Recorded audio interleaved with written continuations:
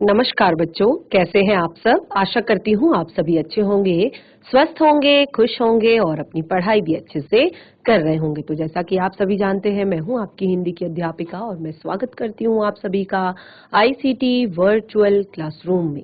और आज हम यहाँ पर एकत्रित हुए हैं पढ़ने के लिए क्लास 8 की हिंदी।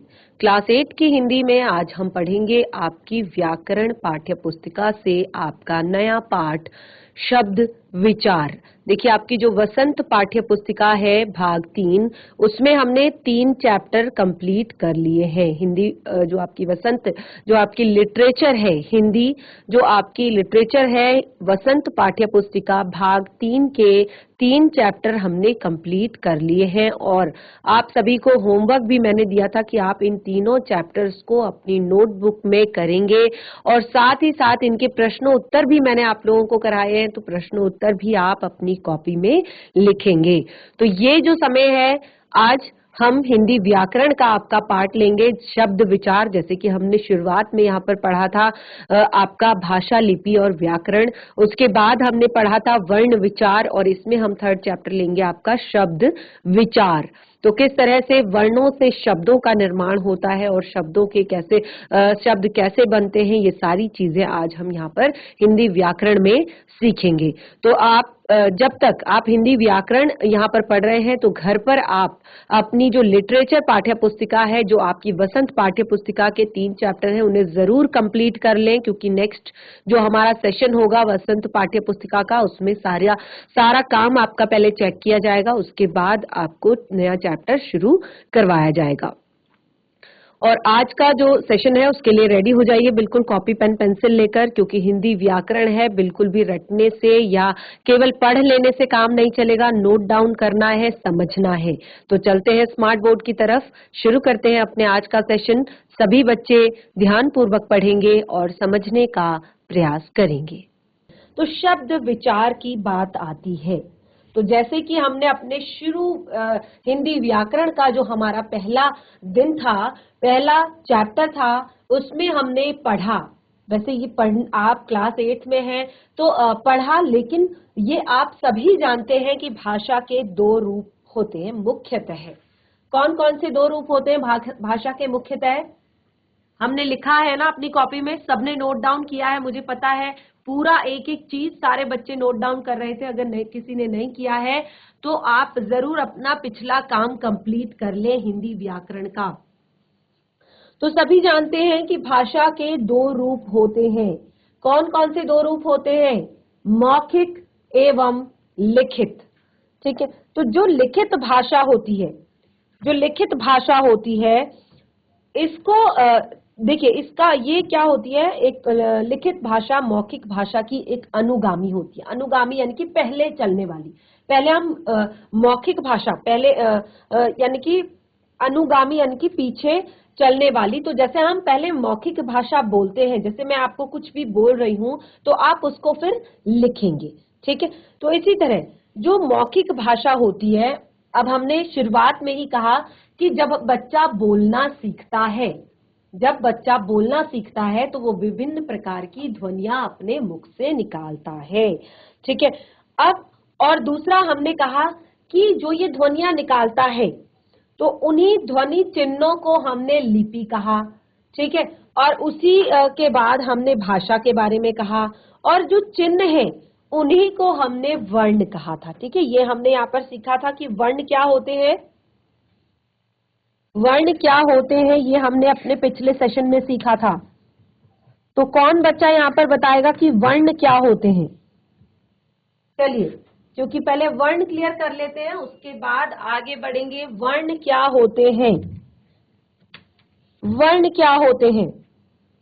काफी कुछ मैंने यहाँ पर आप लोग को बता दिया है। यस, आपने लिखा है अपनी कॉपी में, सबने लिखा है, मुझे पता है। आप पीछे से देख कर भी बता सकते हैं अगर आपने लिखा है, क्योंकि एक एक चीज मैंने सभी को नोट डाउन करवाई है।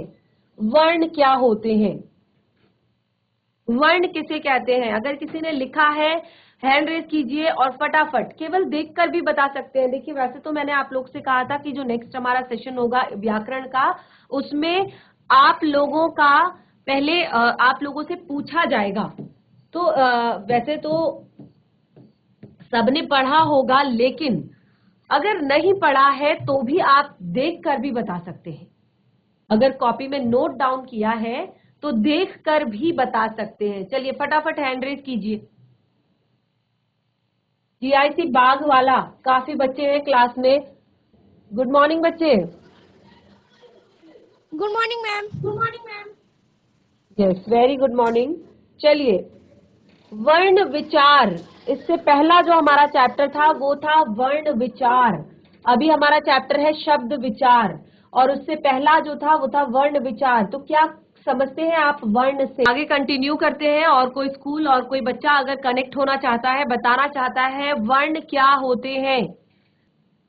जितना भी लिख रहे हैं उसको घर पर एक बार जरूर रिवाइज करें। मैं हर बार आप लोगों से कहती हूँ कि जो कुछ भी लिख रहे हैं उसको घर पर रिवाइज करें, उसको पढ़ें।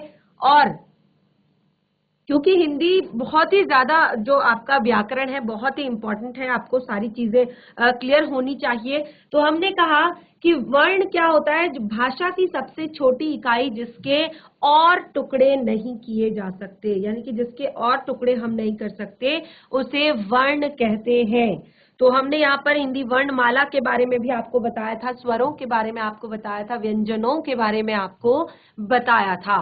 तो वर्ण आप सभी को क्लियर हो चुके हैं। जिस बच्चे को नहीं हुए हैं, जिसने नोट डाउन नहीं किया है, वो दूसरे बच्चे से लेकर नोट डाउन कर सकता है। अब आती है शब्द की बात। अब आती है शब्द की बात। तो हमने कहा कि जो भाषा होती है उसका निर्माण विभिन्न प्रकार की ध्वनियों से होता है। भाषा का निर्माण विभिन्न प्रकार की ध्वनियों से होता है, और इसी के सहायता से हम अपने विचारों को, अपनी बातों को एक दूसरे से तक पहुंचाते हैं। और भाषा जो है उसमें शब्द एक अहम कड़ी है। जो ये शब्द है ये एक अहम कड़ी मानी जाती है भाषा की, जिसका निर्माण, शब्द का निर्माण सार्थक ध्वनियों से होता है। किससे होता है? सार्थक ध्वनियों से होता है। अब ये सार्थक शब्द क्या होता है? हमने कहा कि जब बच्चा बोलना सीखता है तो वो विभिन्न प्रकार की ध्वनियां निकालता है, लेकिन क्या वो सभी ध्वनियां सार्थक होती है? नहीं होती। जब वो धीरे धीरे क्लियरली बोलना सीखता है, जब वो धीरे धीरे सभी चीजों को समझने लगता है, तब जाकर उसकी जो ध्वनियां होती है वो सार्थक होती है। जैसे वो प, प, म, तो फिर वो पा, पा, तो फिर वो पापा बन जाता है। हमें समझ आता है कि अरे बच्चा पापा बोल रहा है, पापा बोल रहा है। और फिर वो जैसे म, फिर वो माँ करता है, तो हमें लगता है कि अरे बच्चा माँ बोल रहा है। इसी तरह से दादा, तो दादा दादी, बुआ। तो जब बच्चा जो भी शब्द बोलता है तो हम बहुत खुश हो जाते हैं कि इसने बोलना सीख लिया, क्योंकि हमें उसकी भाषा अब समझ आने लगी है। तो सार्थक का अर्थ होता है कि जिसका कोई अर्थ निकले, जो हमें समझ आए। ठीक है, तो हमने कहा कि जो भाषा होती है उसमें जो शब्द होता है उसका निर्माण ध्वनियों के सार्थक मेल से होता है। जैसे एक यहाँ पर एग्जाम्पल, ह धन, ई, म धन, आ, ल धन, अ, य धन, अ। और ये चीज भी मैंने आप लोगों को कराई थी। तो कौन बच्चा पहले तो मुझे बताएगा कि ये हमने क्या लिखा हुआ है? ये हमने क्या लिखा हुआ है? ये सारी ध्वनियां हैं, ह, ई, म, आ, ल, अ, य, अ। क्या है ये? कैसे इस शब्द का निर्माण होगा? देखिए, ह, हमने कहा व्यंजन जो होते हैं उनका उच्चारण हम स्वरों की सहायता से करते हैं। इसीलिए मैं आपको कह रही हूं कि पहला चैप्टर जो हमने पढ़ा है उसको याद कीजिए, उसको घर पर रिवाइज कीजिए, प्रैक्टिस कीजिए। हमने कहा ध्वनियों का जो निर्माण होता है जो यहाँ पर वर्ण जो हमने बताए दो टाइप के होते हैं, स्वर और व्यंजन। तो स्वरों के उच्चारण में किसी और की सहायता नहीं लेनी पड़ती और व्यंजनों के उच्चारण में हमें स्वरों की सहायता लेनी पड़ती है। तो ह आपका व्यंजन है, तो ह जब आप उच्चारण करेंगे तो अ का स्वर आ रहा है, लेकिन यहाँ हमने ह केवल पूरा ह हमने नहीं लिखा है, इसलिए हमने ई इस पर लगाया है, तो ये हमारा होता है ही। ठीक है, उसके बाद म, तो म में हमने कौन सा स्वर लगाया है, आ का, ही मा। ल आधा है तो ल, ही मा ल य, हिमालय। ठीक है, तो इस प्रकार क्या होता है कि वर्णों के ही मेल से, यानी कि ध्वनियों के, वर्ण भी कह सकते हैं ध्वनियां भी कह सकते हैं, के सार्थक मेल से शब्दों का निर्माण होता है। जैसे एक और एग्जाम्पल, प धन,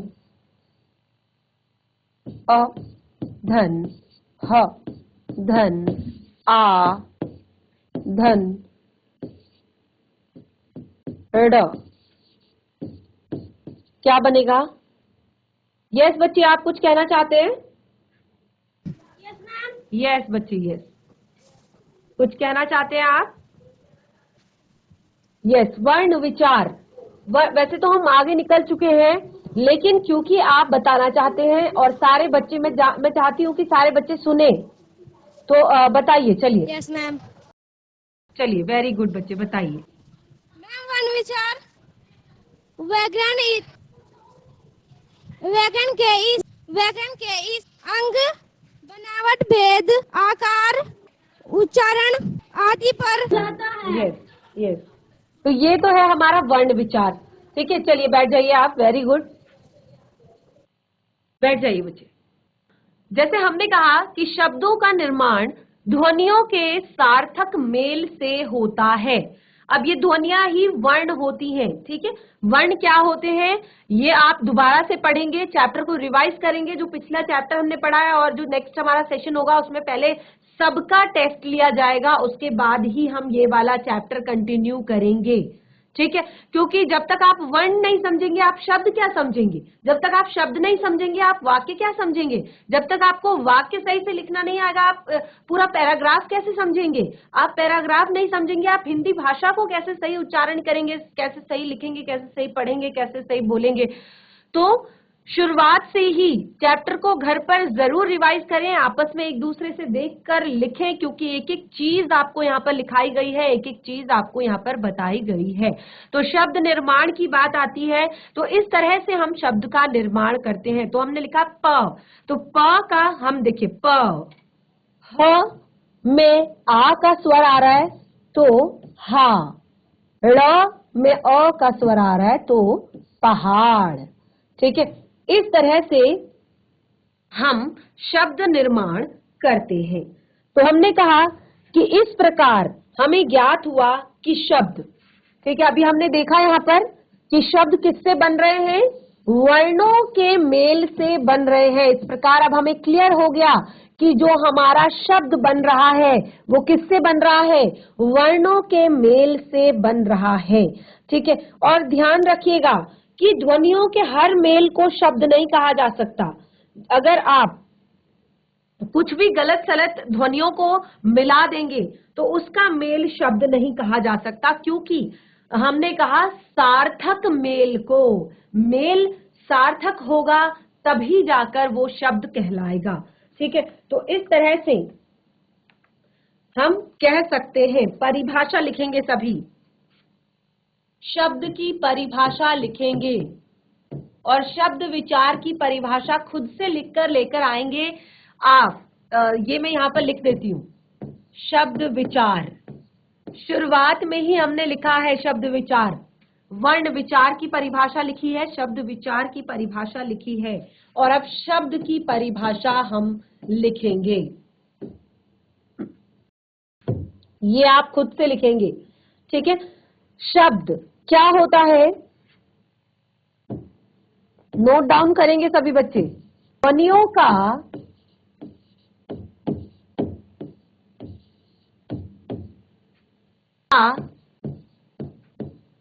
मेल, ध्वनियों का ऐसा मेल जिसका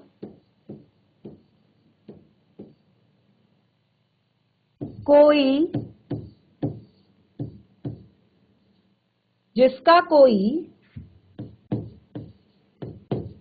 निश्चित अर्थ होता है। ध्वनियों का ऐसा मेल जिसका कोई निश्चित अर्थ होता है शब्द कहलाता है। सभी नोट डाउन कर लीजिए, साथ के साथ सभी नोट डाउन करेंगे कि ध्वनियों का ऐसा मेल जिसका कोई निश्चित अर्थ होता है शब्द कहलाता है। ठीक है, तो ये हमने लिखा। अब शब्द हमने बता दिया कि किसे कहते हैं, लेकिन आपने देखा कि ध्वनियां कई प्रकार से, अब शब्द जो है कितने टाइप्स के हो सकते हैं, कितने अलग अलग टाइप्स के शब्द हो सकते हैं, क्योंकि कोई अर्थ के आधार पर डिफरेंट होगा, कोई उत्पत्ति के आधार पर डिफरेंट होगा, कोई प्रयोग करने के आधार पर डिफरेंट होगा, अलग होगा। तो उसी के आधार पर हमने यहाँ पर शब्दों का वर्गीकरण किया है। शब्दों का वर्गीकरण या शब्दों के भेद भी आप कह सकते हैं। शब्दों का वर्गीकरण, ठीक है। तो शब्दों का वर्गीकरण हमने कैसे किया है देख लेते हैं। सबसे पहला है, आगे सबने नोट डाउन अगर कर लिया हो तो हम नेक्स्ट पेज पे इसको लिखेंगे। अगर आप सबने नोट डाउन कर लिया है, हाथ खड़ा कर लीजिए अगर कॉपी में लिख लिया है तो शब्दों का वर्गीकरण, इसको हम नेक्स्ट पेज पर लेते हैं।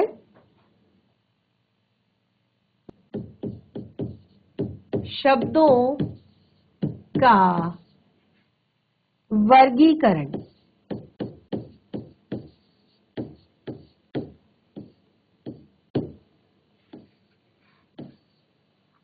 तो शब्दों का वर्गीकरण हमने यहाँ पर 4 प्रकार से किया है।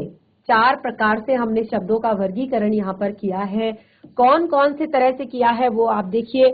सबसे पहले हमने किया है उत्पत्ति के आधार पर, ठीक है। उत्पत्ति के आधार पर। दूसरा हमने किया है रचना के आधार पर।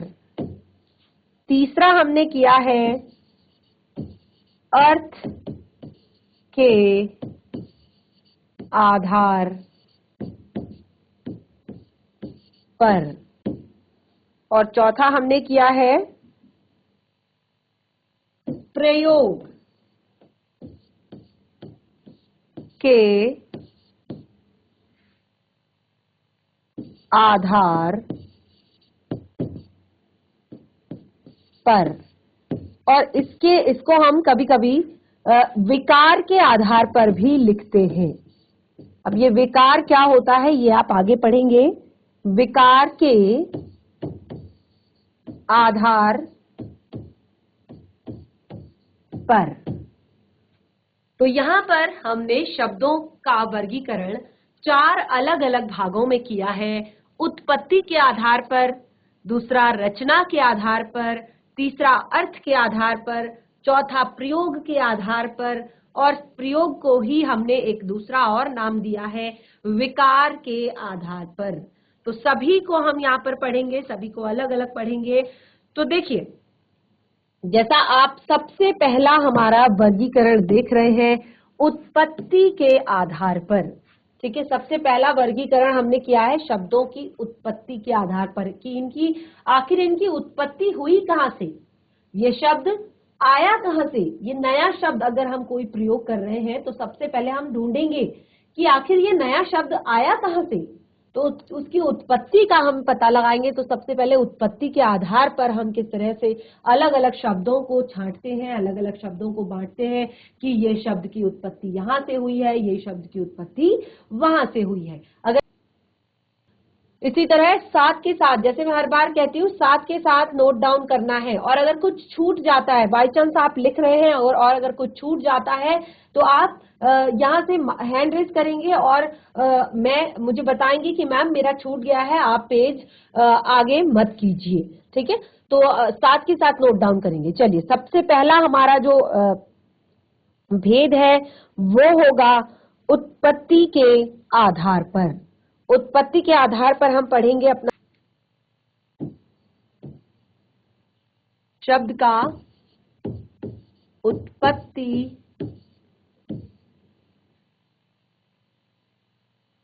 के आधार पर। उत्पत्ति के आधार पर, तो देखिए, आप हिंदी भाषा का प्रयोग करते हैं, तभी हम ज्यादातर हिंदी भाषा का प्रयोग करते हैं। और आप देखते हैं कि कई बार हम हिंदी भाषा में, जब हम हिंदी भाषा का प्रयोग कर रहे हैं, तो कई बार ऐसा होता है कि कुछ शब्द ऐसे होते हैं जिनको हम अंग्रेजी में जस के तस प्रयोग करते हैं। ऐसे ही हिंदी में हम जैसे कि तैसे इनको प्रयोग करते हैं, जैसे का तैसा हम इसको यूज करते हैं, उसमें हम बिल्कुल भी चेंजेस नहीं लाते। और दूसरा, और साथ ही उर्दू के बहुत सारे शब्द, क्योंकि हिंदी जब हम बोलते हैं तो ऐसा नहीं है कि हम बिल्कुल प्योर हिंदी बोल रहे हैं। इन सभी जो शब्द हैं इनमें हम उर्दू, फारसी, तुर्की, अरबी और साथ ही साथ संस्कृत और इंग्लिश, अंग्रेजी भाषा के शब्दों का भी प्रयोग करते हैं, ठीक है। आप कोई भी वाक्य बोलिए, कुछ भी आप आपस में बोलते हैं, है ना, तो सारे शब्द प्योर हिंदी नहीं है। कुछ शब्द कहाँ से हैं, कुछ शब्द अंग्रेजी के हैं, कुछ फारसी के हैं, कुछ उर्दू के हैं, कुछ संस्कृत के हैं। तो इस प्रकार हम कह सकते हैं कि जो शब्दों की उत्पत्ति हुई है वो संस्कृत से, अरबी से, फारसी से, अंग्रेजी से, या हिंदी की जो अलग अलग बोलियां हैं, अलग अलग जगहों पर जो हिंदी की बाकी बोलियां बोली जाती हैं। बोलियां क्या होती हैं ये भी हम आगे पीछे हमने पिछले सेशन में पढ़ा था कि किसी एक निश्चित क्षेत्र की जो भाषा होती है उसको बोली कहा जाता है, ठीक है। तो हमने यहाँ पर किसी भी बोली से, इसके ही आधार पर कि जब भाषा में इतनी अलग अलग जगहों से हमारे पास शब्द आए हैं, तो इसी के आधार पर हमने यहाँ पर जो हमारी शब्द है, शब्दों की उत्पत्ति है, उसको हमने यहाँ पर 5 अलग अलग भेदों में बांटा है। ये 5 अलग अलग भेद कौन से हैं, इनको फटाफट लिख लीजिए, उसके बाद हम इसको आगे कंटिन्यू करेंगे। तत्सम शब्द,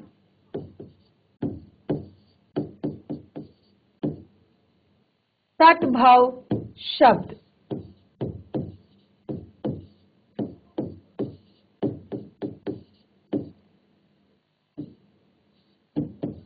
देशज या देसी शब्द,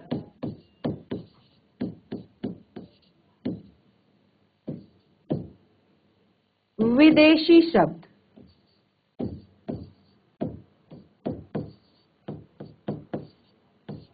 और नंबर 5 है संकर शब्द। तत्सम शब्द, तद्भव शब्द, देशज या देसी शब्द, विदेशी शब्द, संकर शब्द। उत्पत्ति के आधार पर इन 5 भागों में हमने शब्दों को बांटा है और इनको हम आगे बिल्कुल अच्छे से पढ़ेंगे, डिफाइन करेंगे अच्छे से।